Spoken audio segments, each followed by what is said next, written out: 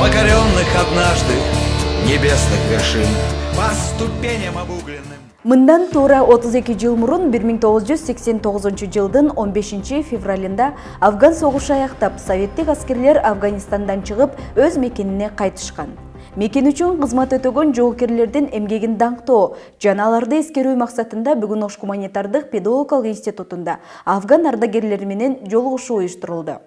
Жолугушууга окуу жайдын факультеттеринен өкүл студенттери жана окутуучулары катышты. Ошол Афган согушуна катышкан ардагерлерин чакырып, алардын эрдиктерине дагы бир жолу таазим этип, бунун аркасында абдан көп саясий дагы мекенчилдик дагы көз караштар жатат, урматтуу студенттер. Себеби бул 10 жылдык согушта мына азыр фильмден көрүп кеттиңиздер, канчалаган тагдырлар, канчалаган ушу силердей 18 жашта ушундай бир чирпик болуп калган балдардын тагдырлары, канча сыздаган энелердин тагдыры, канчалаган ушул согушта болуп өзүнүн ден соолугунан ажыраган канча биздин мекендештерибизден биз айрылганбыз. Оңой айтылбаган 10 жылдык апаат согуштун кесепети кыргыз элине да тийип, Кыргызстандан 7000ден ашуун жоокер барып, 259 курман болсо, 1500дөй жоокер ар түрдүү жаракат алып, 600гө жакыны майып болуп кайткан айтылат.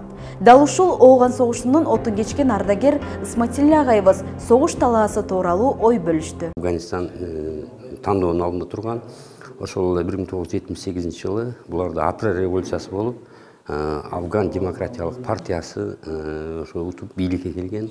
Ошол бийликти коргоп калуунун натыйжасында ушулар бизден эстерден жардам сурап, ошол 23 декабрда 1989 жылы ограниченный контингент кирген.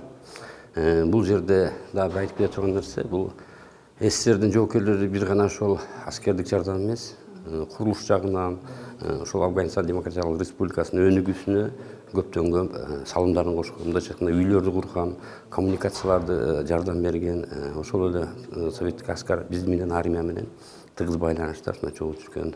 Жолугушуунун жүрүшү абдан кызууланды. Анткени жаштарды кызыктырган суроолорго каармандарыбыз өзгөчө дем менен, өзгөчө сүр менен жооп беришип, эркин форматта маек курушту. Военкоматка бардык. Эми кимдир бирөөнү көрсөм айтып койсом мен да. Анан кечке жүрдүк. Негеде мен албай калып калдым да. Илер.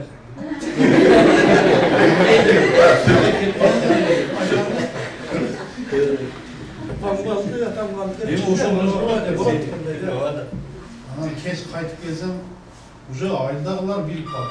Ушундай келип алып кетти, абырен алып кеткен экен да. Анан эртеси күнү кайрадан алып кетишти, ошондой билди. Каныбек Халиков, Афган согушунун катышуучусу, оор тагдырга туш кылган бул күндөрдү эскерүү оңой эмес экенин жана андагыдай согуш талаасын көрүү мындан кийин башкаларга буйрубасын каалайт. Ошол менен бирге согуш бүткөндөгү толкундоо сезими өзгөчө күч, сөз менен жеткире алгыс баалуу сезим экенин айтат. 1,5 жылкы службадагы кыйла бизге өзүнүн согуштук немелерин билдиргенби. Кайтканда биз ошол границадан көпүрөдөн ар жагы Афганистан болсо, ошо мосттун берки бети уже бизге неме болгон, Түркменстан.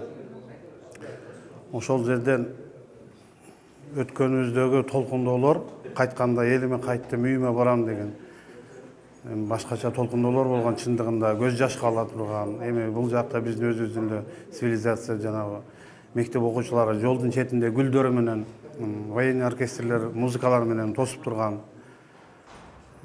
Биз ушул апаттан, ушул эмеден кайттык деген жакшы бир эмелер келген, анын толкундоолор өтө чоң болгон эми сөз менен деле айтыш кыйыныраак.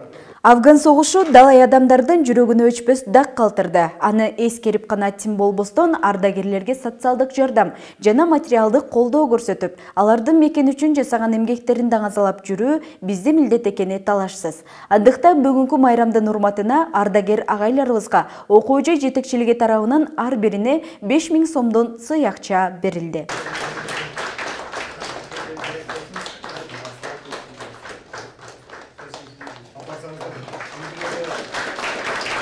Урматтуу кыргызстандыктар, бүгүнкү 15 февраль эскерүү, Ооган жоокерлеринин өлгөндөрүн эскерүү күнү жана ошондой эле Оғандан шыққан 32 жылдығына қарата мәрекеге ОГП-де ұйышылған печеден пайдаланып, мен барыңыздарды шул майрам менен құттықтап кеткім келеді. Барыңыздардың үй-бүлөңүздөргө тынчылык, аманчылык болсын, ишиңиздерде ийгилик болсын. Ошону менен бирге ушул жердеги